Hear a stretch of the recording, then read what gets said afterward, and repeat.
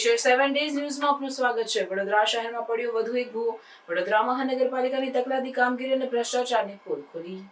વડોદરા શહેરમાં વગર ચોમાસાએ રોડ પર ભૂવા પડવાનો સિલસિલો યથાવત જોવા મળ્યો છે। અકોટા બાદ હવે કારેલીબાગના વુડા સર્કલ પાસે એક આખો વ્યક્તિ સમાઈ જાય તેટલો મોટો ભૂવો પડ્યો છે। આ ઘટનાએ વડોદરા મહાનગરપાલિકાની તકલાદી કામગીરી અને ભ્રષ્ટાચારની પોલ ખોલી નાખી છે। સામાજિક કાર્યકરોએ આ મુદ્દે તંત્ર અને કોન્ટ્રાક્ટરો સામે આકરો રોષ વ્યક્ત કર્યો છે। સામાજિક કાર્યકર કમલેશ પરમારે જણાવ્યું કે ઉનાળાની ગરમીમાં વુડા સર્કલ પાસે ભ્રષ્ટાચારનો ભૂવો પડે તે શરમજનક છે। થોડા સમય પહેલા આ જ વિસ્તારમાં શહેરનો સૌથી મોટો ભૂવો પડ્યો હતો ત્યારે અમે વડાપ્રધાન નરેન્દ્ર મોદીના પોસ્ટર સાથે વિરોધ પ્રદર્શન કર્યું હતું, જે બાદ મેયર અને અધિકારીઓએ આવીને ભૂવાનું નિરાકરણ કર્યું હતું, પરંતુ તેની બાજુમાં જ ફરી ભૂવો પડ્યો, જે દર્શાવે છે કે શહેરની તિજોરી ખાલી કરવાનું આ ષડયંત્ર છે। તેઓ વધુમાં કહ્યું, પૂર્વ મ્યુનિસિપલ કમિશનર દિલીપ રાણાના સમયમાં આખા શહેરમાં ખાડા ખોદાયા હોય તેવું લાગે છે। હવે નવા મ્યુનિસિપલ કમિશનર પાસે અપેક્ષા છે કે તેઓ આવા ભૂવા માટે જવાબદાર અધિકારીઓને સસ્પેન્ડ કરે અને આ કામગીરી ઝડપથી પૂર્ણ કરે। આ ઘટનાએ ફરી એકવાર કોર્પોરેશનની કામગીરી પર સવાલો ઉભા કર્યા છે। વારંવાર ભૂવા પડતા છતાં તંત્ર દ્વારા કોન્ટ્રાક્ટરો સામે કડક કાર્યવાહી ન થતા નાગરિકોમાં રોષ ફેલાયો છે। આ મુદ્દે હવે તંત્ર શું પગલાં લે છે તેના પર સૌની નજર રહેશે।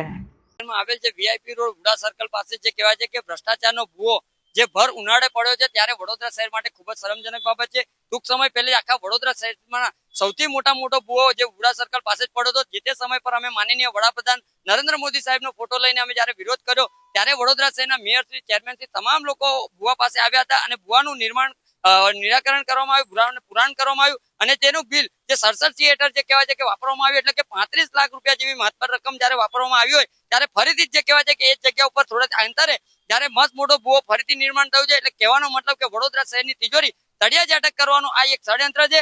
એટલે જે તે સમય પર જે કહેવાય છે કે વડોદરા શહેરના મ્યુનિસિપલ કમિશનર સાહેબ જે દિલીપ રાણા હતા તેઓ આખા વડોદરા શહેરની અંદર કાણા કરીને ગયા હોય તેમ સ્પષ્ટપણે જોવા મળ્યું છે। હવે આવનારા દિવસોમાં એટલે કે હાલમાં જે વડોદરા શહેરના મ્યુનિસિપલ કમિશનર સાહેબ જે રાજાબાબુ છે, હવે રાજાબાબુ પર અમે એક વિશ્વાસ રાખીએ છીએ કે આવા અધિકારીઓને તાત્કાલિક ધોરણે સસ્પેન્ડ કરે અને આવા કોન્ટ્રાક્ટરોને બ્લેકલિસ્ટ કરે, કારણ કે વડોદરા શહેરની તિજોરી તળિયા ઝાટક કરવાનું જે ષડયંત્ર રચ્યું હોય ત્યારે આવા અધિકારીઓને તાત્કાલિક ધોરણે સસ્પેન્ડ કરે અને આ કામગીરી વહેલામાં વહેલી તકે પૂર્ણ કરે।